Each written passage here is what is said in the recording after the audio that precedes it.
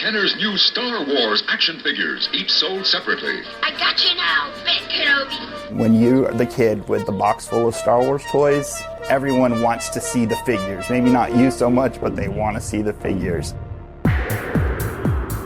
Now Playing Podcast and Star Wars Action News present the review of Plastic Galaxy, the story of Star Wars toys. That's so cool! Wow, let me see it, Hosted by Marjorie, Arnie, and Jerry. Now I know the Force is with us. Go to NowPlayingPodcast.com every Tuesday for another movie review. And go to SWActionNews.com for more Star Wars collecting coverage. Past the oceans far below, through the stars and heavens low, take control and take us home on these rockets.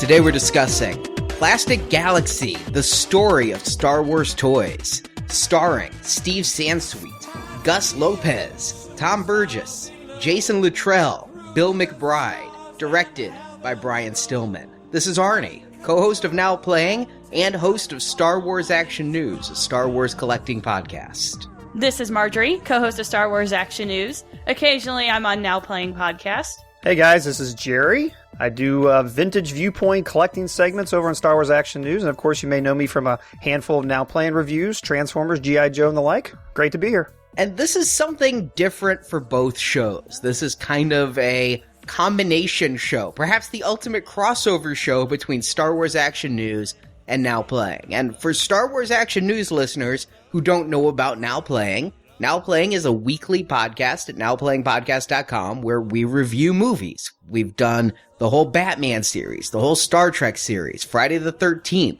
all of the Marvel movies, every Marvel movie, including David Hasselhoff's Nick Fury film. For Now Playing listeners who don't know about Star Wars Action News, that's where Marjorie and I got our start podcasting back in 2005, coming up on our 10th anniversary of the show, all about Star Wars collecting. Everything from Band-Aids, shampoo bottles, up to very expensive statues, prop replicas, actual props. And a primary focus there is Star Wars action figures. I've been a Star Wars collector. I had the toys when I was a kid, of course, back collecting them 79 through 85. Got back into Star Wars collecting in 1993, 94 with video games that were coming back when Star Wars had its resurgence. And I have been a hardcore Star Wars collector ever since. Marjorie and I have presented at many Star Wars celebrations and other conventions discussing Star Wars toys, both old and new. And Jerry, you presented with us at Star Wars Celebration.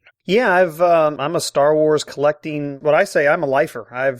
Can't remember a day where I didn't have a Star Wars figure in my hand, and I collected all the way through the mid-'80s, picked it back up in the late 80s. I think I had maybe 2 years off where I focused on Transformers and G.I. Joe, which one of the main reasons I was involved in those retrospectives, and I've been involved in it ever since. And yeah, so I've done a lot of some work with you guys at Star Wars Celebration, and obviously on the podcast. I think I started doing vintage viewpoint reviews probably in 2009. Been doing it for a few years, just reviewing Kenner and a lot of the vintage toys and vintage collectibles from, we're calling vintage late 70s, early 80s, that sort of era that really this film covers. So it's a good crossover, a good opportunity for us to get our chocolate and our peanut butter, if you will. And this is kind of an interesting review for Now Playing. This is the first time we're reviewing a documentary.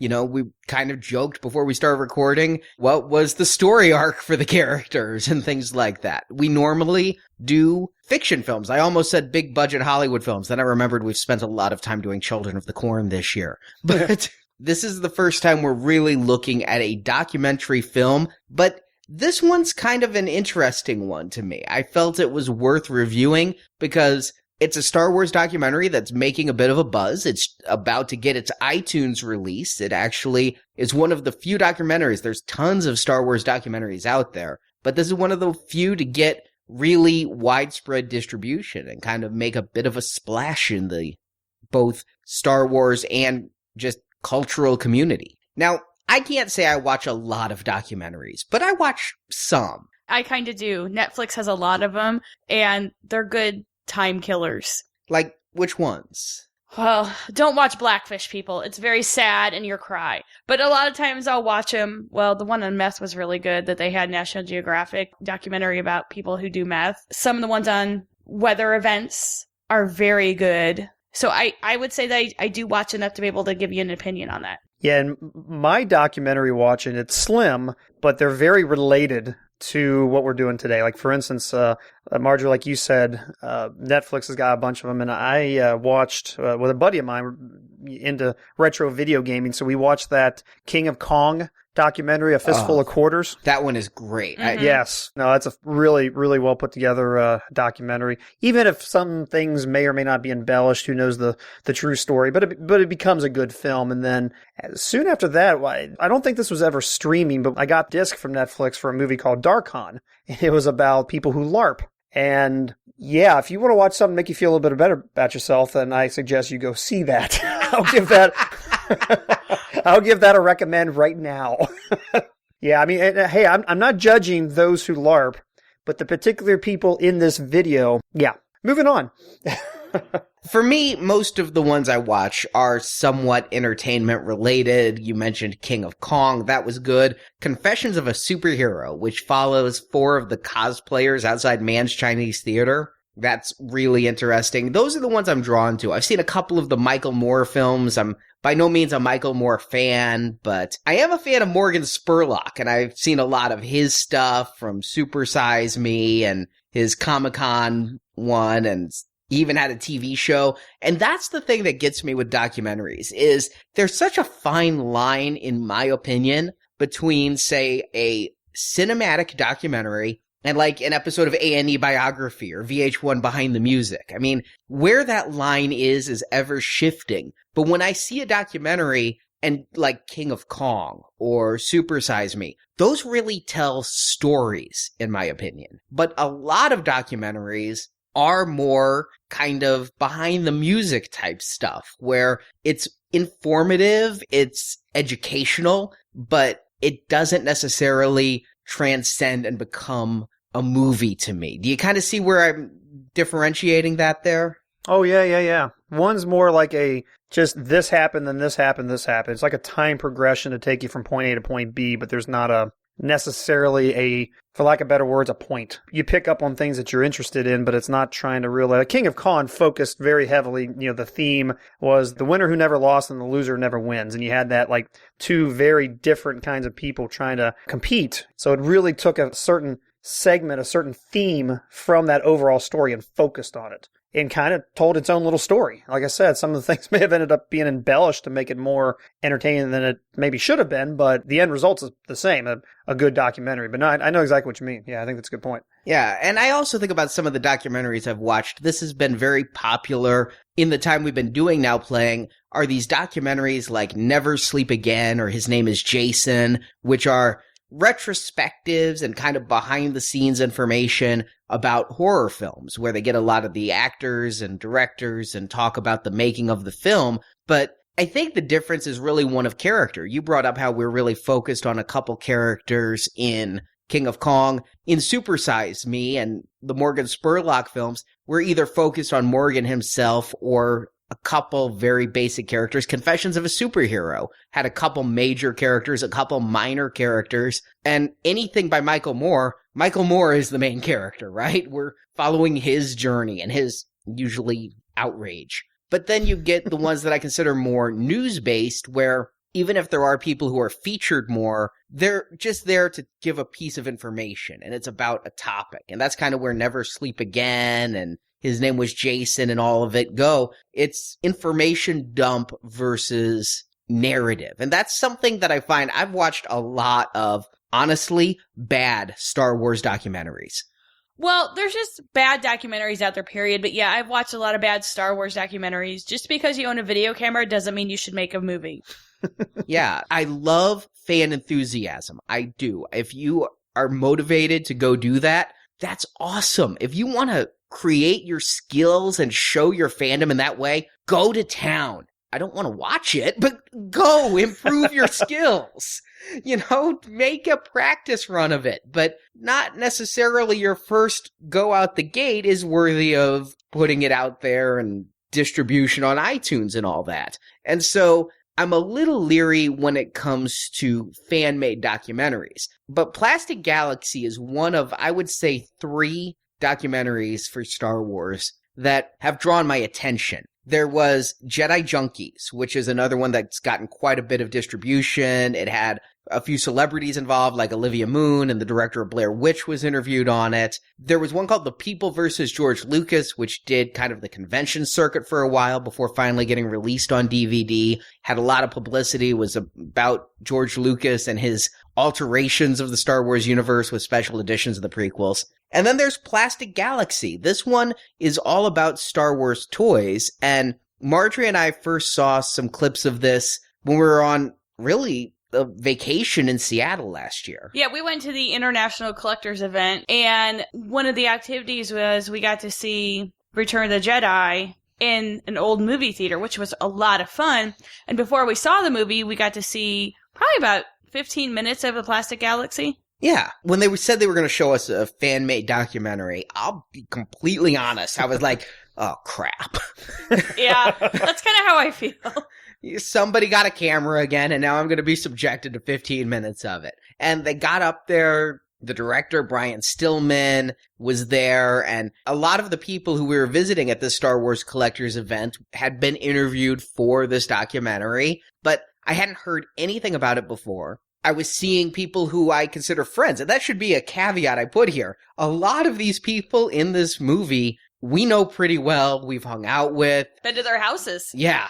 A lot of the scenes you're seeing in this movie, we've been there. We're like, oh, that's his old house. He's moved since this was filmed. So we have that connection. But I was a little bit trepidatious just because, again, seen in some really poor works. And when this was up there, though, I was drawn in. Immediately seeing the quality of the camera work, the audio. We were seeing this in an actual movie theater, so it was blown up and looked still very good. It actually looked better than Return of the Jedi, which we watched an old 1983 print of.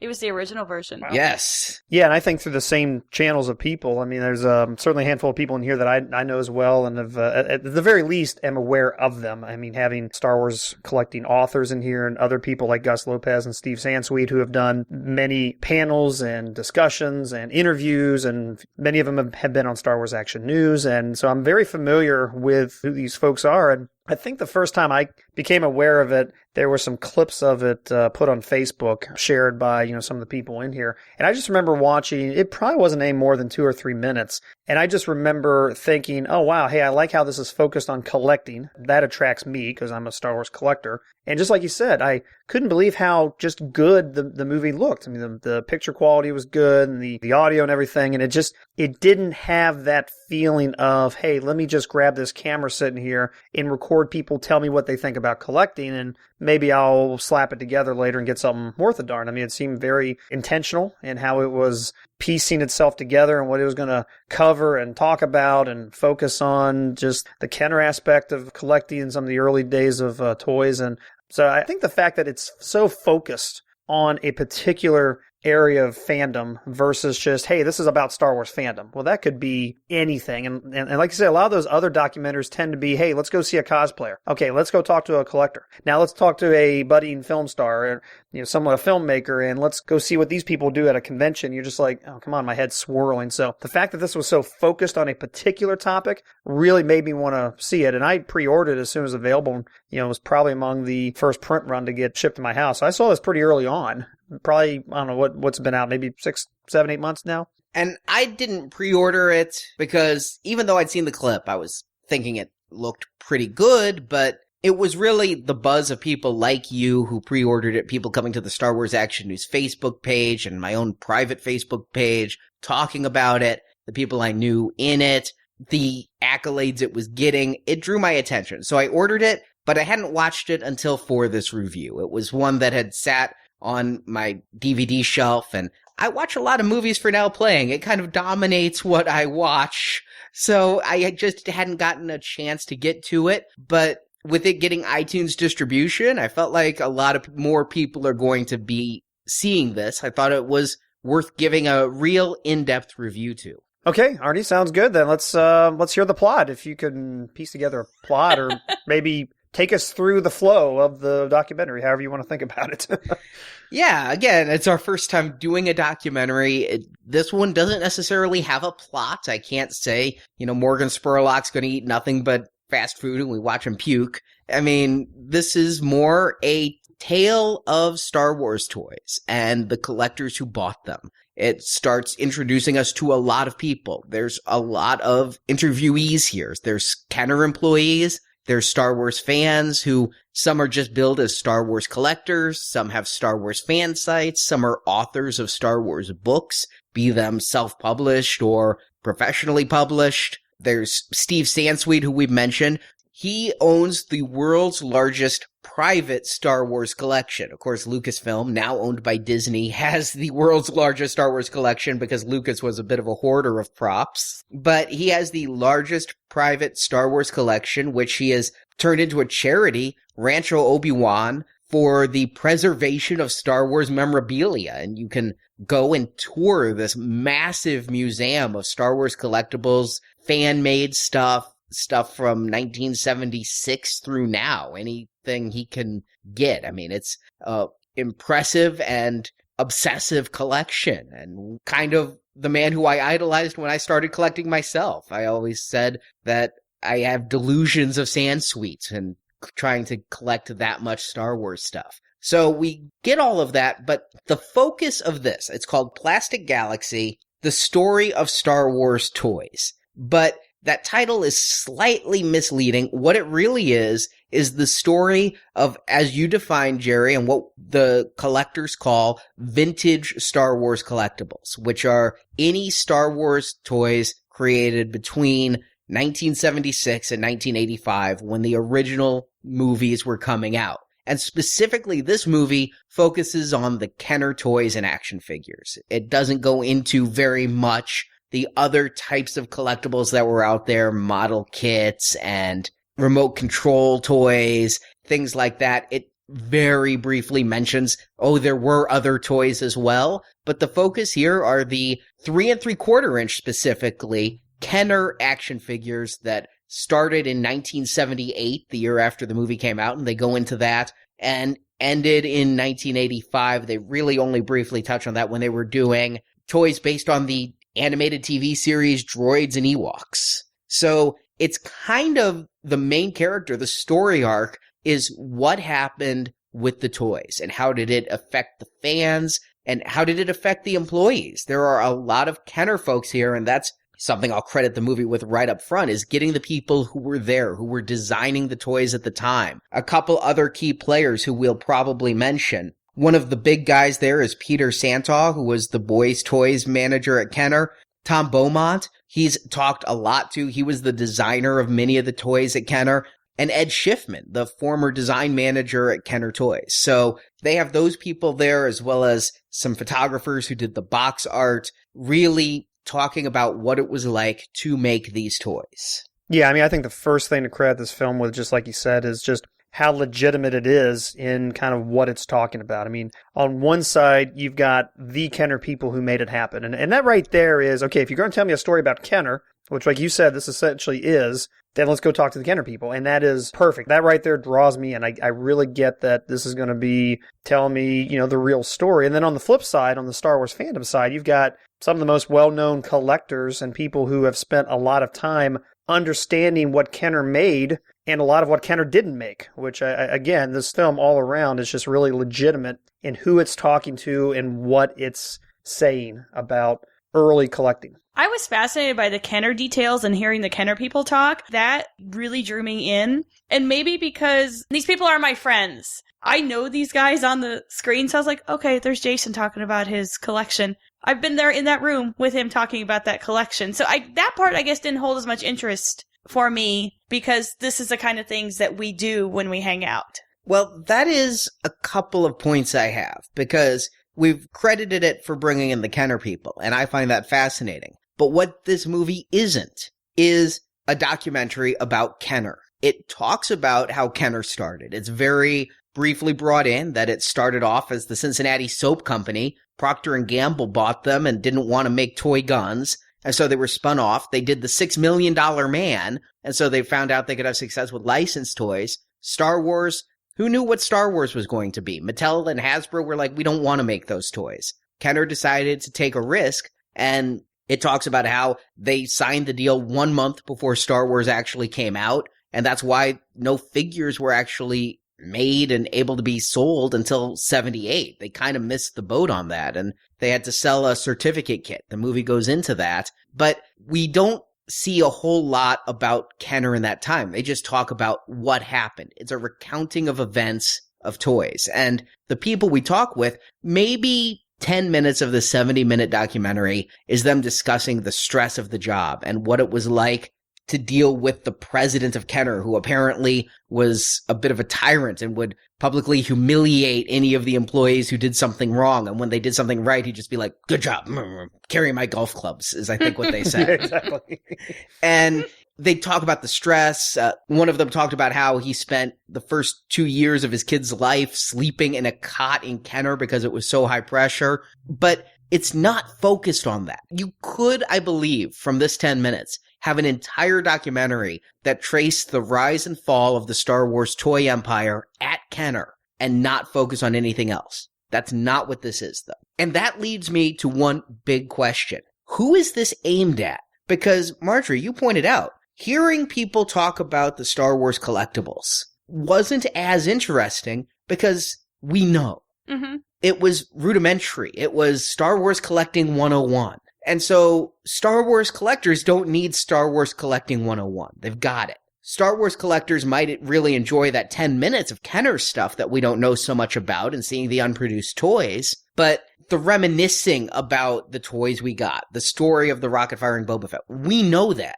And yet, the uninitiated, the non-Star Wars collector, are they going to necessarily care about the minutia of Kenner employees? They might just want to know what the whole Star Wars collecting phenomenon is about. And so what do you guys think on that? I'm trying to figure out, is there a specific target audience for this? Or was Brian Stillman, the director and creator of this, a little myopic in his vision in that he was a Star Wars fan surrounded by Star Wars fans? I kind of thought that we were the target audience for this. I thought that Star Wars collectors and not your casual, hey, look, there's a new Star Wars movie coming out, we should go see it kind of people are the target audience because they're not going to care about the toys as much as the people who have fond memories of it.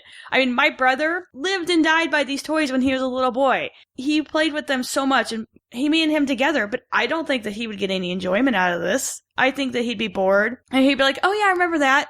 I've never seen that item, didn't even know that item exists. You know what I mean? There's too much niche and unknown things. I don't think your average person's going to care about a prototype or the wax casting model.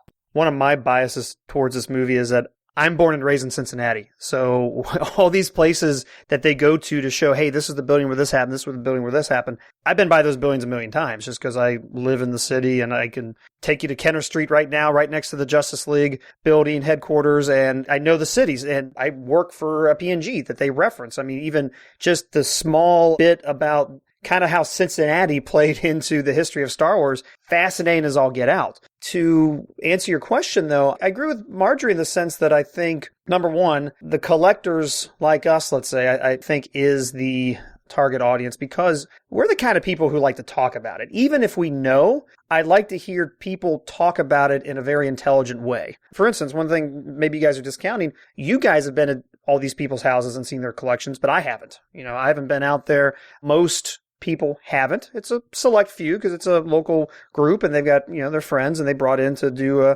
this video, which is great. But I think a lot of people who are Star Wars Action News listeners, for instance, would really dig kind of what this movie's talking about. Yeah, they know rocket firing Boba Fett. Yeah, they know Blue Snaggletooth. But even hearing a little bit of it from the Kenner perspective of how it happened and what it meant to them to go make all these toy ideas that never really made it, like the R2 Choo Choo or the R Choo Choo or whatever he called it. I mean, I never heard that little bit before. And, is it the most significant thing in the Star Wars collecting history?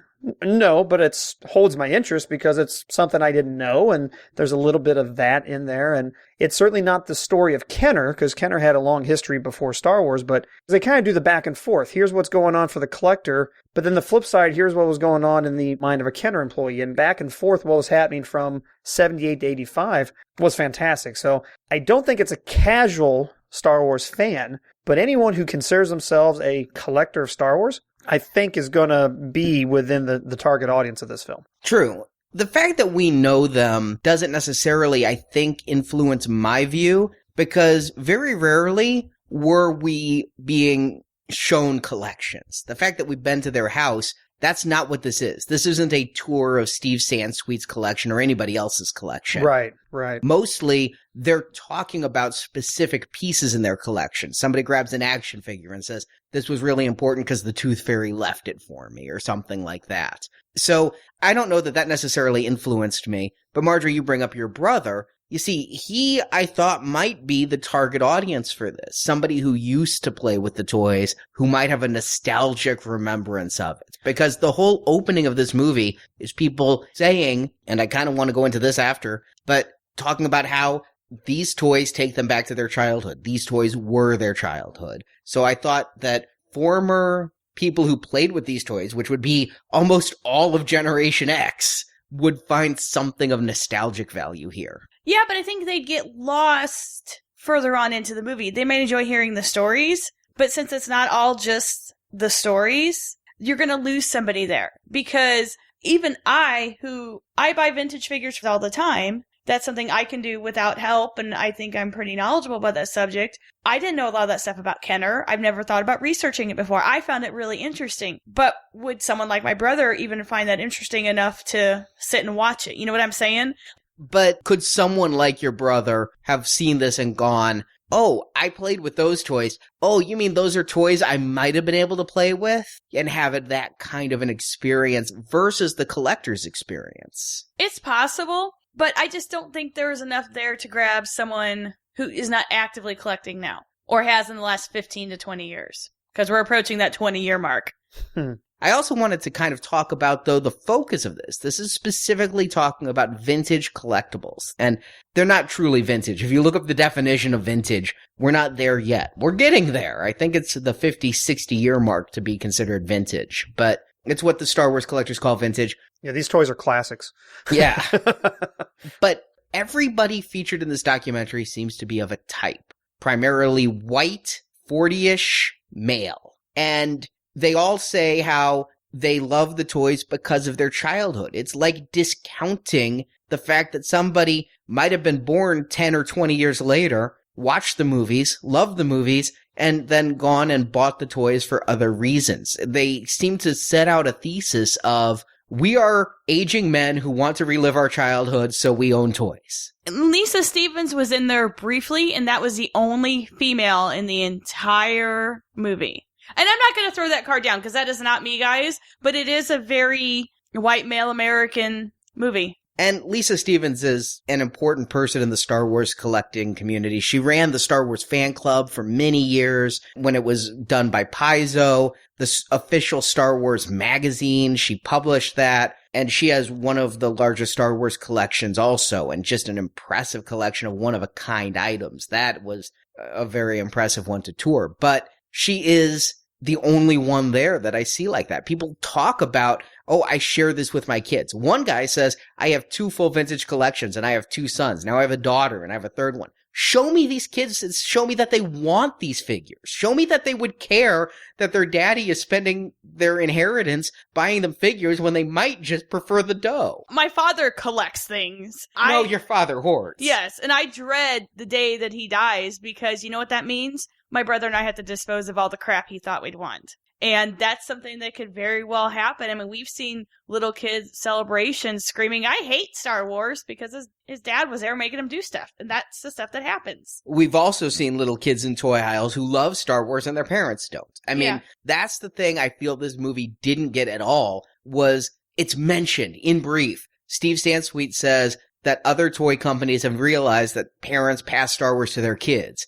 and that there's 3 generations now of Star Wars fans. You say it, but you don't show it. nobody interviewed doesn't fit a middle-aged demographic. You know, I certainly hope, though, if someone is from a younger generation, though, that they would be able to relate. Let's say someone grew up in the special edition era, like they were 7, 8, 9 years old during special editions or even prequels. I would hope they'd be able to relate back to, oh yeah, hey, that's how I was with my Star Wars toys. It's good to see kind of what the roots and origins of that was when the films were brand new and people didn't know how big Star Wars was going to be. But you're right, it is no doubt, it's a very narrow focus on who the collectors are, what their demographics. Absolutely, I get that. But I don't think the movie ever came across as discounting or shunning out any other demographics. I think it was just a reflection that I think multiple folks of multiple ages could definitely appreciate and get into, especially if you collect in such a way that you are getting into vintage toys and you don't know a lot about them. This is actually a good movie for you as well, because it is a really quick 1 hour 101 lesson of what vintage collecting and vintage collectibles are all about. Oh, I completely agree with that. I just think that I'm Hispanic, and if I was 20 years younger and I watched this, the only person who I might be able to relate to is Gus Lopez. And if I was a person of color, I might think this is a hobby not meant for me just because it seemed really ethnocentric. Yes. And if we're saying that you're already a collector and this is just for collectors, well, there's nothing wrong with making an item just for collectors, but can you appeal outside that demographic? I would think any good documentary should be able to appeal to someone who has even the most mildly passing interest. And I don't know that this film would succeed in that. I also don't know that I agree with the thesis that people can only like Star Wars toys if they played with them as a child. That's a very good thesis. I didn't even think about that. But there's no, hey, I just got into this toy because I saw The Phantom Menace and it blew me away. Okay, I saw Revenge of the Sith and it blew me away and I started collecting. Or my dad played with these toys and I loved playing with my dad and therefore I played with these toys. The best story in the entire documentary was cut from it. And it's a bonus feature on the DVD. It's an extended interview with Steve Sansweet, who was a working professional when Star Wars came out. And he was a reporter, did an article about collectibles, and was told by a collector who had a very valuable collection, the next big thing is robots. And so as an adult, he started collecting sci-fi toys. And then Star Wars came out, and as an adult, he started collecting Star Wars toys. And when Empire came out, he just went whole hog into Star Wars and started buying multiples and things like that. So that is the story that disproves you had to be a child to love this.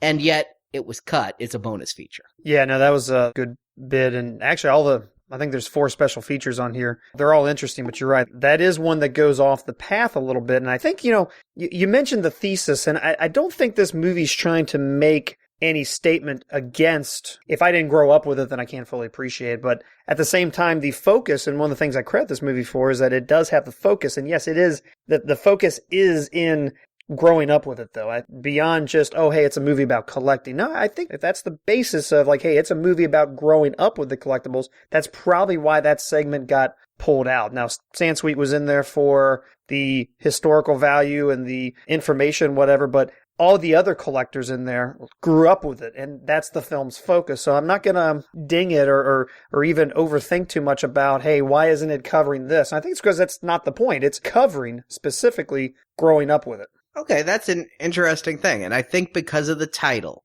and because I viewed it as a movie about the toys, if you're saying it's actually about the people who grew up with the toys, that makes a lot of sense to me.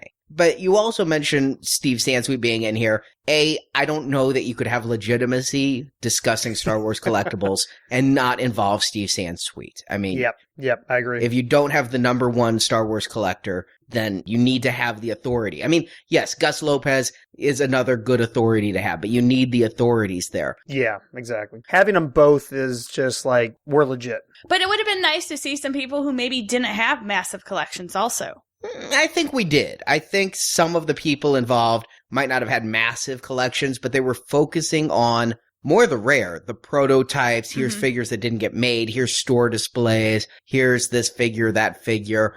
But a lot of them, like Jason Luttrell, he has a big collection of new stuff. a lot of his collection, the stuff he was posing in front of, was all the stuff made after 1995, which they kind of dismiss. It's given kind of a look down upon. It's like they're looking down their nose at those kinds of toys because the only ones they really talk about are the ugly ones that came out early in the line. They don't talk about literally thousands of figures that have made billions of dollars in the past 20 years. And to your point, I think one of the reasons that is even though I think there is a strong focus on growing up with it, it also was bookended by Kenner. And Kenner's name is off of Star Wars toys by 2000. True. So you get that little bit of like, hey, it came back in 95, and then we had Phantom Menace, and then we're done talking about it because Phantom Menace toys were the last ones that have Kenner on it. Good point. And I think they bookended it within Kenner, but hey, growing up with it and what it meant to it. So you're right. I mean, I bet you could take this hour and 7-minute documentary, cut 15 minutes out over here and put the other 48, 49 minutes over here and almost make two different films. One that's, hey, here's a 10, 15-minute documentary about Kenner, and here's what it's like growing up with Star Wars. So it is a little bipolar, but I think it could merge together at least well enough to where folks like us, getting back to the who's the target audience, can fully appreciate it. To that point of the target audience, yes, I think that if you make a documentary about Star Wars toys, and you include bits of information, you have Kenner there, and it's well made, which we've all agreed this was well shot. I mean, the composition of the frame was professional. I looked up Brian Stillman. I don't know him, and I see that he has a background in documentary filmmaking. He was an intern on Nova Science Now back in 2006 and worked on a few episodes of that. He was a photographer for a nudist documentary a couple of years ago. So he knew how to set the camera and make it feel professional. It felt like an episode of 2020, and that's a good thing that it had that level of audio quality. And very rarely was there an echo in the room or wind on the mic, and it was very pretty the way it was set up, where you usually had a person about a third of the way in following the rule of thirds, and then 2/3 of it was collectibles and things. I thought that was all very well done. You put this together. You have a professional package about Star Wars toys. Boom. You've got the interest of the collectors of those toys, specifically the vintage collectors, which I have to think is quite a dwindling community. As prices go up, it becomes more exclusive. People can't just jump into vintage collecting easily unless you're just going to buy whatever's in the $2 bin with no accessories in a flea market. Not only is it exclusive, it's a literally dying market as the people continue to age.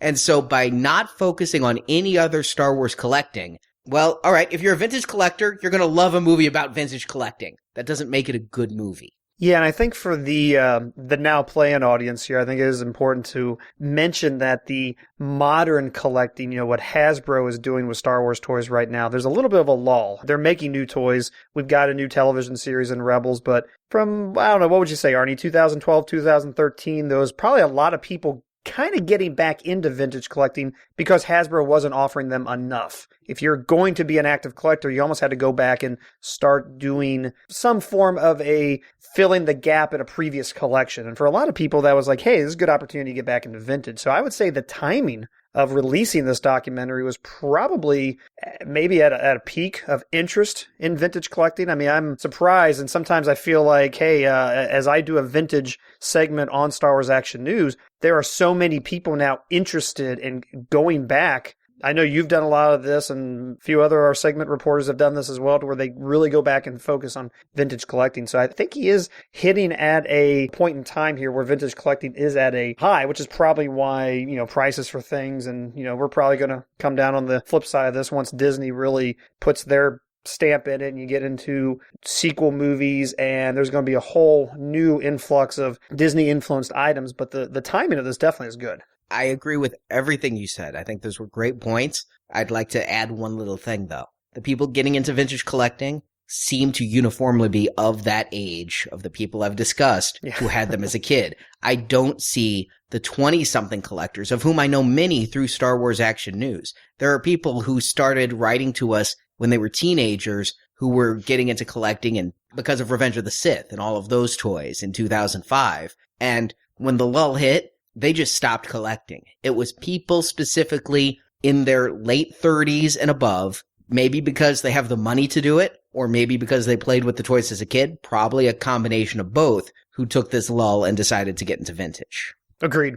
Yep, absolutely. Now, we talked about Steve Sansweet and Gus Lopez adding credibility to this. And one thing when I compare this to like Jedi Junkies or something is, did this need more of a celeb factor? Would it have aided it if they had found a Charlie Day or a Johnny Knoxville or somebody, Nick Cage, he works cheap, talking about how they loved Star Wars collectibles? I don't think they could have ever gotten him. I understand Leonardo DiCaprio has an immense Star Wars collection and, in fact, does a lot of secret bidding through proxy bidders at these very expensive auctions, that he has a massive Star Wars collection. Somebody like that, if you can't get Leonardo, somebody of B or C level, somebody of a name to add a little star voltage here, we go, wow, Steve Sansweet, largest collection ever. Gus Lopez owns so many movie props, just such a knowledgeable resource, an endless wealth of knowledge about Star Wars collecting. All of these other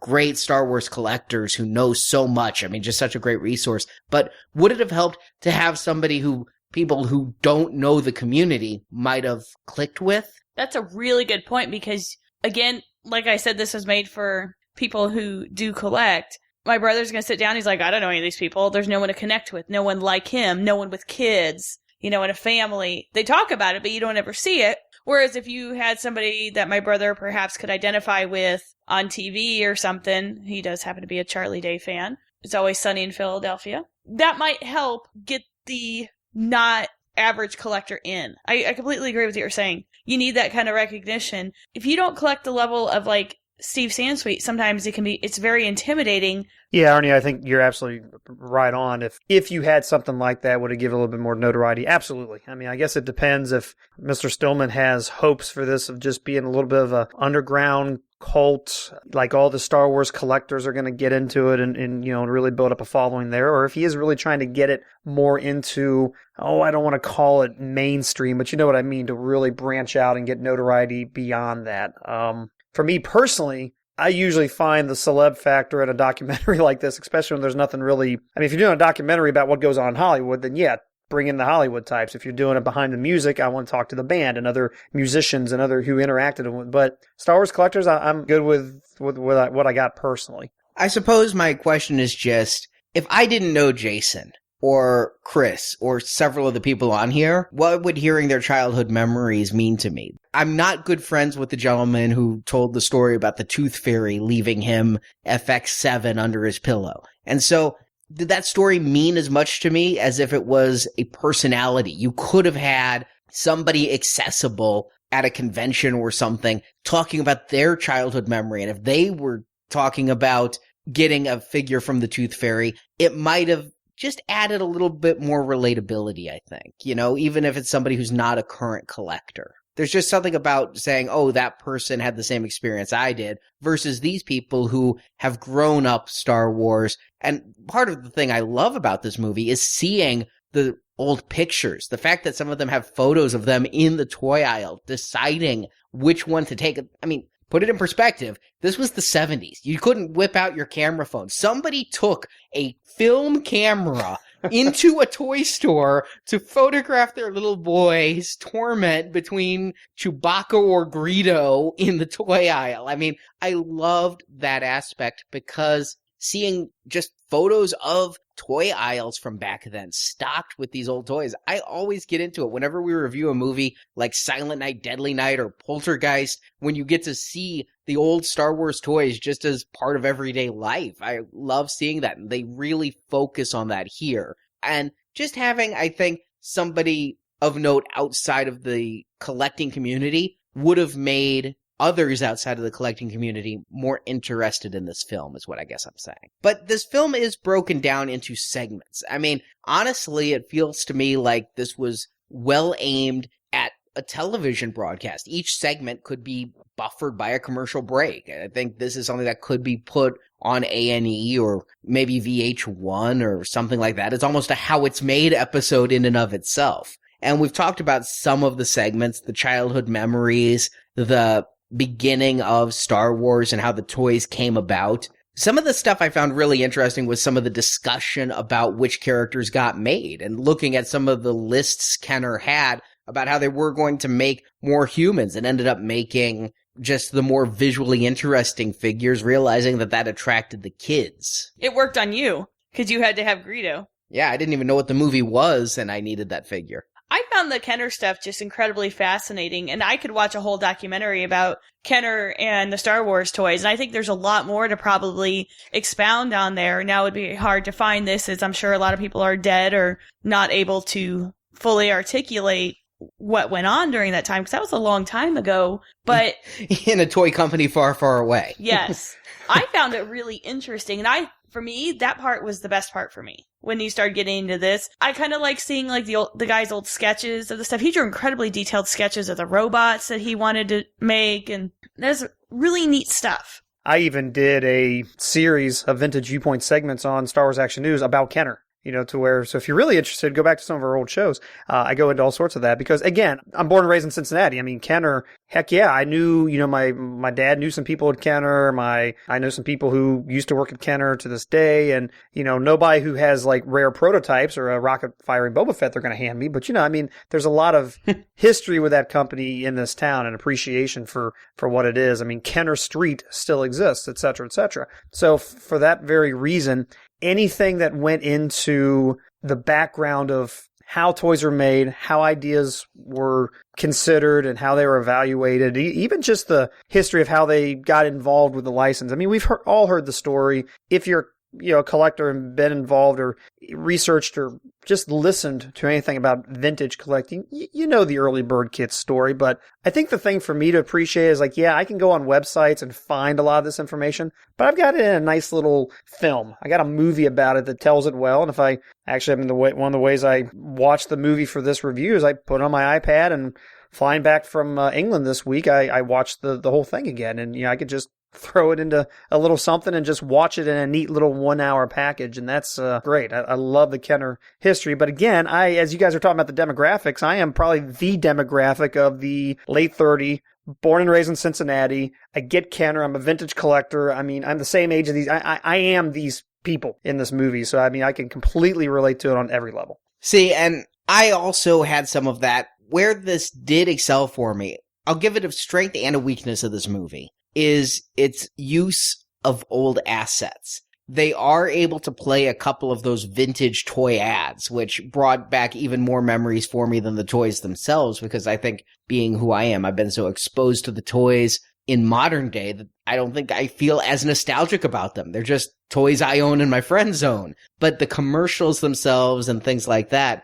really drew me in and brought me part of that demographic. By the same token, it's obvious that this was made without any Lucasfilm approval. There is no footage from the films used. They have a few still images that they zoom in on and they look kind of grainy, but at one point they're actually talking about the character of Snaggletooth, and they say, they made the blue Snaggletooth for the Sears set, then they made a regular Snaggletooth later on, and then they say, in the movie you just saw his head. It would have been great if we could have seen that scene in the movie so we could see the character they're talking about instead of just going off of, they're showing us the guy talking instead. Yeah, but I'm sure it's very expensive to get the rights and stuff for that kind of thing.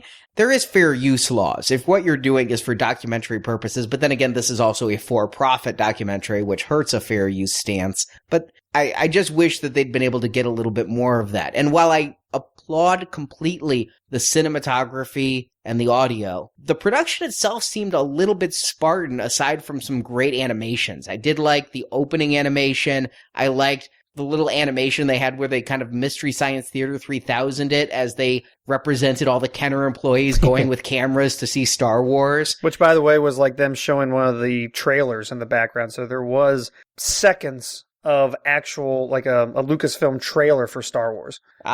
There's something there. Yeah. Unfortunately, Snaggletooth wasn't in the trailer. Yeah.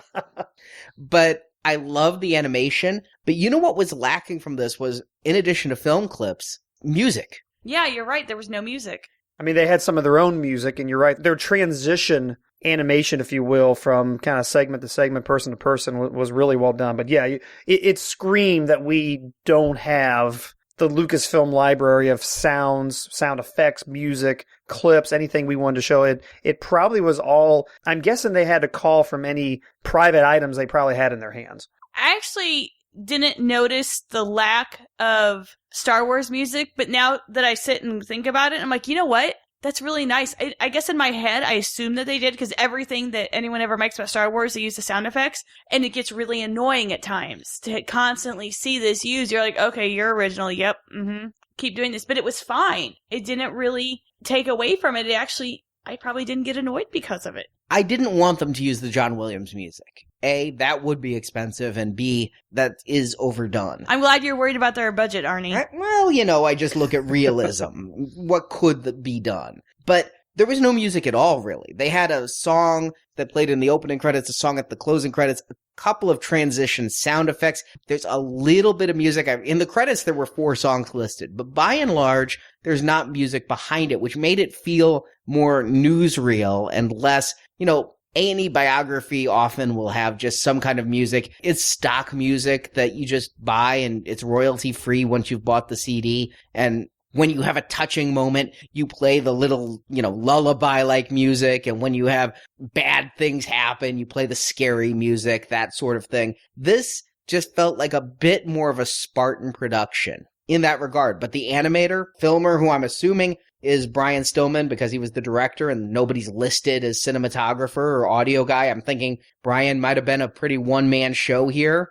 That's a guess. But that's all really well done. I just think that there's just one step below being at that Michael Moore and Morgan Spurlock level of documentarian. And it's probably just related to budget. And the fact that I'm saying that this guy independently got that close should be taken as a compliment. But Jerry, you mentioned rewatching. One thing about documentaries for me is I don't often go back. King of Kong, I remember well. If we ever were to review it for Now Playing, I would rewatch, but I remember it fondly. Wouldn't necessarily rewatch it for fun. This is something I would rewatch, but again, it's because I'm a Star Wars collector. Already when we were watching it, when they were interviewing Ken Simmons, who was the photographer for a lot of the later stuff, when we were watching this, I'm like freeze framing. I'm like, all right, how's his setup? Look at that camera work. Look at the backdrop and how it's sloped. Oh, wow. He's a light straight overhead. I mean, I'm analyzing this for that, and the discussions of some of the prototype toys and seeing the hard copies of the toys and seeing how a toy is made. There's some of that here. It is very much a 101 on toy manufacturing process, which isn't all that different today than it was in the 70s and early 80s when they were making the old Star Wars toys. You still sculpt it, you still do the hard copy, you still send it over to Asia for mass production, and they make the molds.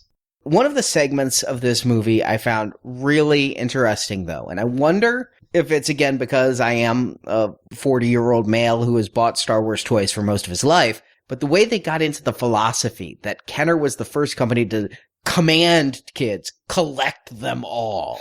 It worked on you. It did. And it worked on Steve Sansweet. I mean, I like that they got a little bit into that marketing and that psychology of it. That's something else I think could have been delved into a little bit more. I almost feel like they hit so many topics, but they just never went deep enough. Yeah, it would just skim the surface of a lot. And I really think with the foreign items that they talked about, Lily Letty and Palatoy, there's so much there. And there's a huge, huge amount of people who collect Lily Letty specifically. I mean, we know some people, Luis and Josefina, who do, and they're experts on it. And there's so much more you could have gone there. And it was just kind of like an afterthought. I mean, we've listened to a 55-minute presentation on Lily Letty. 2 of them! And I have talked at length with people about them just because they're really cool collectibles and they're really neat. And it'd be nice to talk about this because a lot of people never even thought about that stuff. And that's something you could really draw in because that's not been done. I was surprised, actually, on the flip side. I was surprised they went into it at all because that did then get outside the theme of growing up with Star Wars and Kenner. I mean, to me, that would have been a very random thing to go 15 minutes into international collecting unless you had, and this would have been a great opportunity, unless you could have also included specific collectors from other regions and then shared the similar experiences of it. I mean, hey, maybe that's a perfect sequel. traveling around the world, or if, assuming there's not someone in the States who grew up somewhere else. I know there's I can think of at least one gentleman in the Seattle collecting organization that probably could have fit that bill, but to me, it seemed like a little bit of I'm really surprised they're going here because it doesn't fit the general theme of the film. Yeah, I agree. And if you're not going to go deep into it, why bring it up at all? If it's just about the Kenner toys, why are we talking about a Canadian dart gun? I love the Canadian dart gun. I've never heard of it. I'll never be able to afford it from what I've seen in this movie. But if you're going to call it Plastic Galaxy, nice title, but it seems inappropriate if you're barely going to touch upon anything outside of a 9-year span and really not much outside of America. They touch as much on international collectibles as they do the modern toys, which is 3 minutes here, 3 minutes there. It would have been a great chance to bring in someone who wasn't a white male in his 40s. Yeah, and obviously we know these people, and they're 1 degree of separation away from Josefina and Luis, who do the Lily Letty and the French collectors. It just seems like if you're going to bring it up, you should bring it up well. Because this isn't intending to be an overview of Star Wars collecting. This is a vintage Star Wars toy documentary. And so I like it for that, but it seems weird that they do this other stuff in it. Well, Plastic Country or Plastic Continent would have been a little odd. That's true. Yeah, I mean, I think the only pass I give it is that it's certainly the collectors today who grew up with it, who then went beyond what they grew up with. And, the Lily Letty example with the R2-D2, that was literally taking the 3 3/4 inch scaled R2-D2 and blowing it up to a 12-inch scale. In fact, I dove in and collected the Lily Letty 12-inch figures for a little while myself and picked up a few of them along the way, and I really dig the Palitoy stuff. So for me, I didn't mind seeing a little bit of that because, to me, it's like, yep, I have that. I used to have that. I know exactly what that is. So I give it a little bit of a pass, just briefly mention it because it is the same people talking about how they got there. So Jerry, Marjorie, do you recommend Plastic Galaxy, the story of Star Wars toys? Jerry. Yeah, I think it's not going to be a surprise. I absolutely recommend this movie. I mean, there's so much about it that really fits for me. Again, my roots in Cincinnati, the kind of collector I am, the vintage focus. I've had my collection for years. For me, though, and this might be a little how I differ in my thinking about these recommendations, is that I definitely recommend it, but I'm not exactly sure to who. I mean, a general Now Playing audience listening to this because it's part of the Now Playing feed, perhaps. You got to be a special kind of person to want to jump into any random documentary. So if you're a Star Wars fan, yeah, absolutely watch it. If you're a Star Wars collector, you've probably seen it already. If you're a person who you like Now Playing because of the Children of the Corn retrospectives and the Friday the 13th this and the whatever the movie, that you just like movies and you enjoy podcasts like this, I'll tell you, hey, it's a documentary about Star Wars collecting, so your mileage may vary, but I think the movie's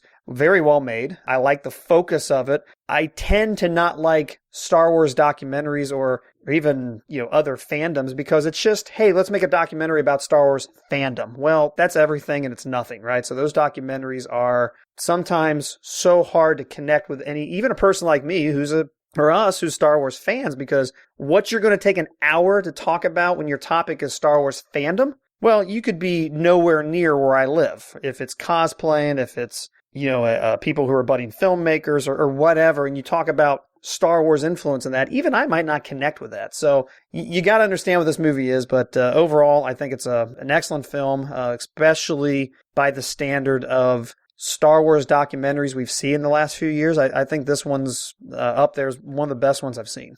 Marjorie. I'm torn, and I'm kind of with Jerry on this because I don't think that the average person who has no investment in Star Wars whatsoever is going to enjoy this. If that's you, or if you're just like, yeah, I've seen a Star Wars movie, they're pretty good, I don't think you'll enjoy this. I think you'll be bored.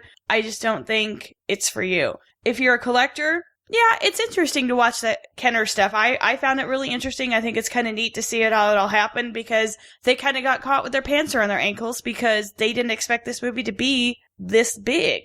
And it changed toys forever. So I kind of give it a half and half, if you will. If you don't like Star Wars or if you mildly like it, not for you. You're just really probably not going to enjoy watching something about old toys and white guys talking about their toys. If you're a collector, you're going to find it interesting. At the very least, the background story of how these toys you came to love were produced. Yeah, 3 for 3. I mean, I think this was well made. I think that this was a success for what I'm guessing was Brian Stillman's intent. I've not spoken to him in depth about it. I did ask him for permission for some of the video graphics and things, but I haven't gone into depth with him about his intent, his director's intent, because I wanted to review it as a film. But as a documentary for Star Wars collectors, I think he was successful. And so that's a green arrow.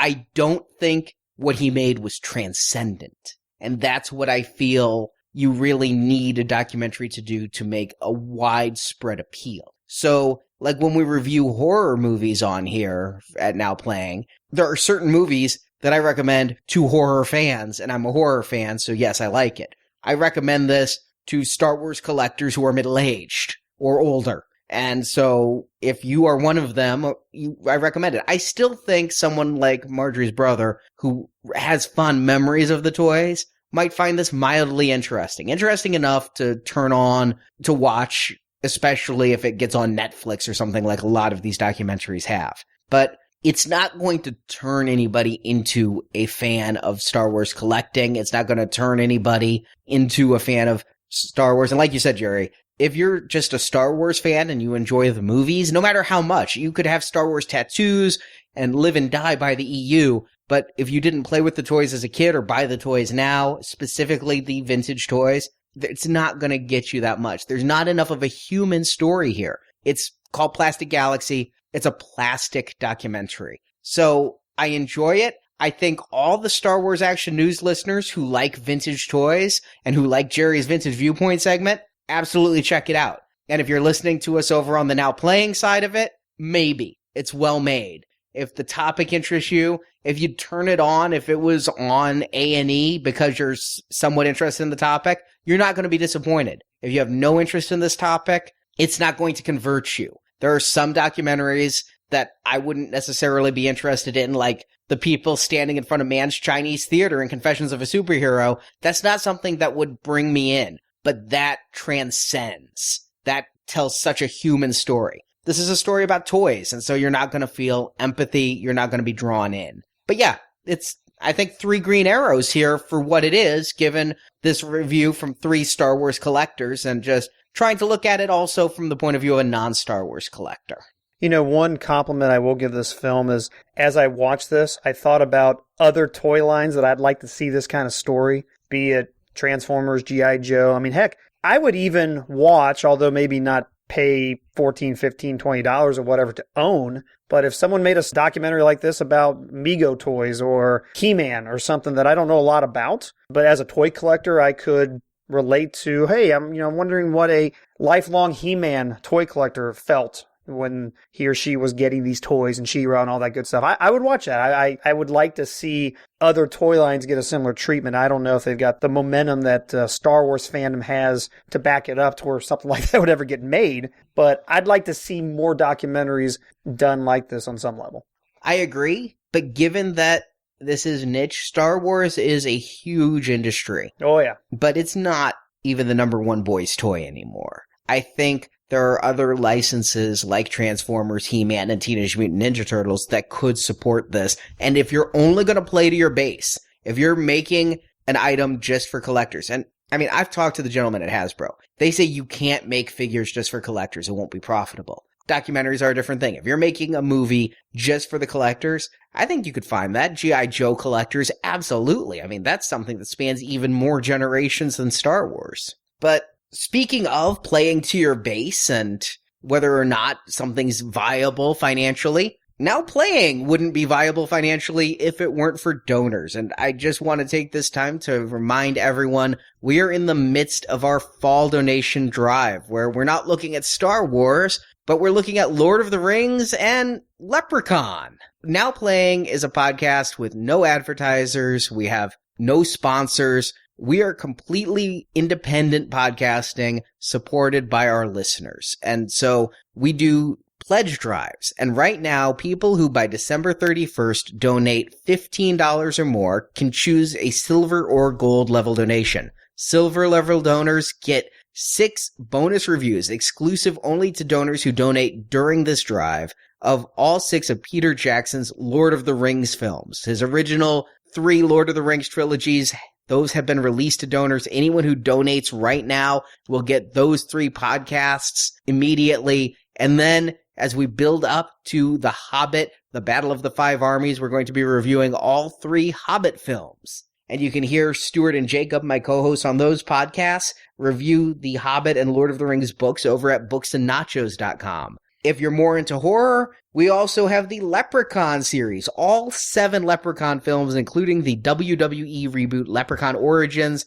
are available to donors. If you make a donation of $15 or more for the gold donation, you'll get all 7 of those podcasts in one Netflix-like bulk download that you're able to listen to all at once or meter out to whenever you want to listen to them. And if you like both, we have a platinum level donation for $30 or more, which also includes 3 exclusive bonus reviews for the Lord of the Rings animated films, the 1970s Hobbit, Lord of the Rings, and then early 80s The Return of the King. So if you're of the age where you loved playing with Star Wars toys as a kid, maybe you remember watching those original animated Lord of the Rings, you can hear our reviews of those with a platinum donation of $30 or more. All those shows are only available until December 31st, and your donation helps keep Now Playing operating. We could not continue Now Playing without donors.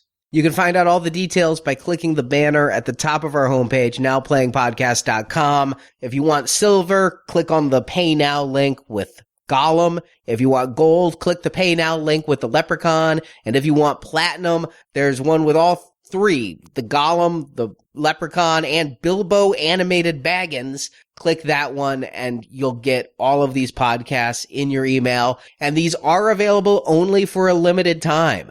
We're going to be putting these in a vault like we do with all of our donation series come December 31st. So please, if you can, before you have to go out and start doing all your holiday spending, help support independent podcasting. Help us continue to do this show next year. But without your pledge, we can't continue. So please head to our page. If you can't do $15 for one of the series, if you can do 10, if you can do 5, if you can do 3, please click the banner, send us a donation. We greatly appreciate it. There's no bonus podcast for less than 15, but there's the podcast we do every single week for free for everyone, plus the bonus reviews we've done. We did Conjuring, we did Annabelle, we do extra reviews throughout the year. It's all because of donations. So please, we greatly appreciate your support. So Marjorie, Jerry, thank you for joining me. Thank you. I'll join anytime.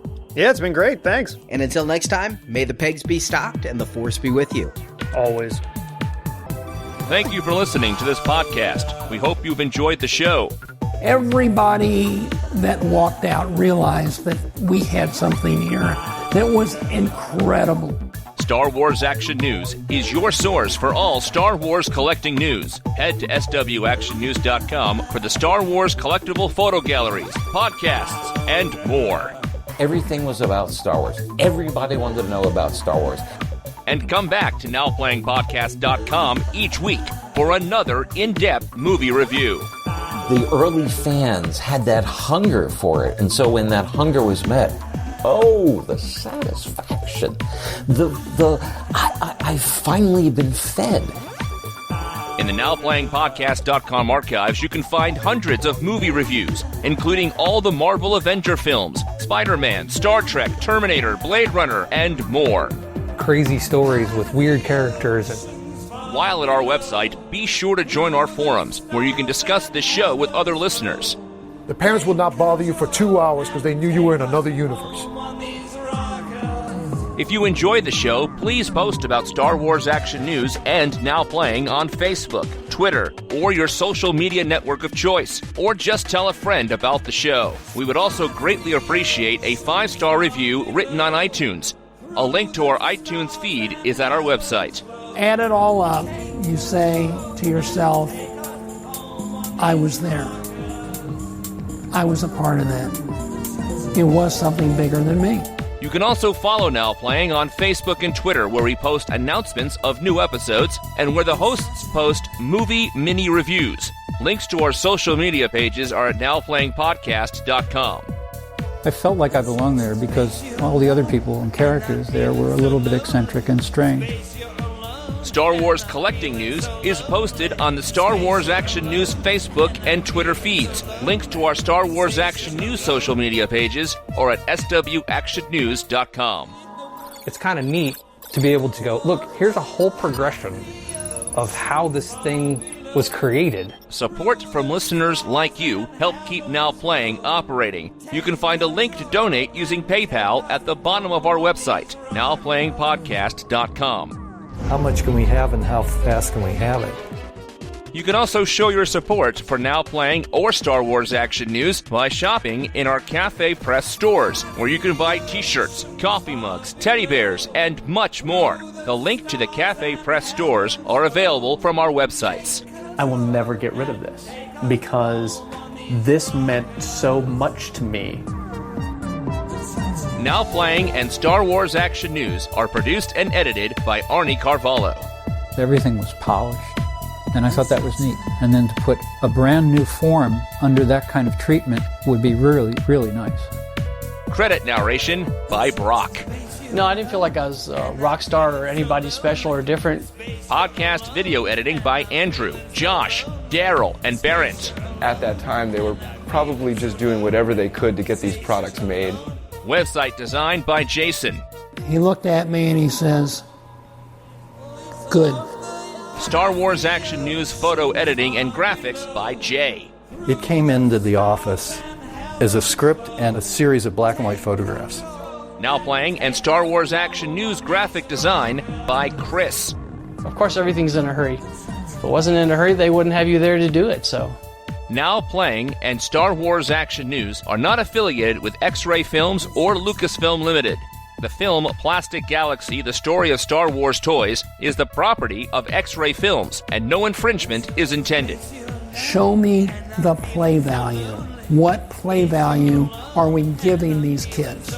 Star Wars and all that the Star Wars universe contains is trademark and copyright Lucasfilm Limited, a subsidiary of the Walt Disney Company. All rights reserved.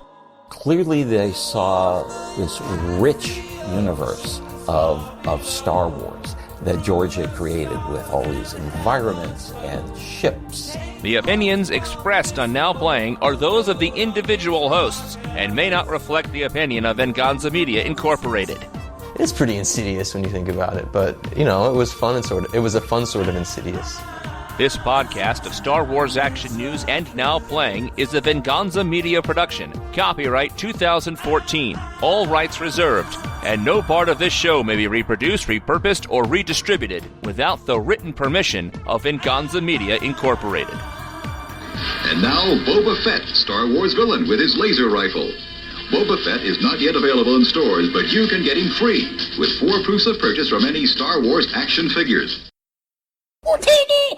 He was also on a nudist documentary. He was additional photography. How do I get that job? 8 women and men who use their nakedness to transport us beyond the last sexual and social taboos. The people who are often nudists are not the people you want to be nudists. This is true. Yeah, I was going to say, they're rarely attractive people, by the way. Hey, one of them was Miss Exotic World 2004 named Dirty Martini. I don't know if that was her given name. If so, kudos to her parents, Mr. and Mrs. Martini. Sometimes you gotta play with the hand you're dealt. There's Steve Sansweet, who we've mentioned, who is the world's largest who... No, he's not that large a man. I was going to say, you might want to, misplace modifiers here. He owns the world's largest private Star Wars collection. Of course, Lucasfilm, now owned by Disney, has the world's largest Star Wars collection because Lucas was a bit of a hoarder of props. So wait a second, though. I think Steve Sansweet now has the largest collection of Disney memorabilia. Maybe not. You got to watch out for the Disnuts. And Marvel collectors. I mean, it all comes together. Hey, Arnie, while we got a break here, you said really early on, I didn't want to stop your train of thought, but you said collectibles from 1976? Yes, I mean that. Okay. because like the Chaikin poster. Okay. Yeah. I got you. Yeah, stuff that came out the year before the movie. At the Comic-Con, yep. Oh, I completely agree with that. I just think that I'm Hispanic. And if I was 20 years younger than You me... said that like this is a big confession and shock. Yeah, it's like, what? Sorry, Arnaldo is Hispanic, guys. Arnaldo, I know, right?